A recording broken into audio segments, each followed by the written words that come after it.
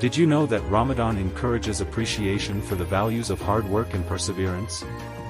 Fasting teaches Muslims the value of effort and diligence in achieving goals and self-improvement.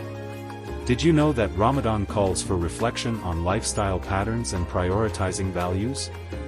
Abstaining from certain material comforts urges Muslims to reflect on their values and redirect their attention to spiritual matters and true life goals.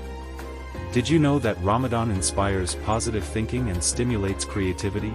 Fasting and meditation open doors to positive thoughts and optimism, encouraging the search for new ways to self-improve and contribute to society. Did you know that Ramadan contributes to building character and improving ethical behavior? Abstaining from harmful behaviors and striving for spiritual maturity are essential parts of the Ramadan experience.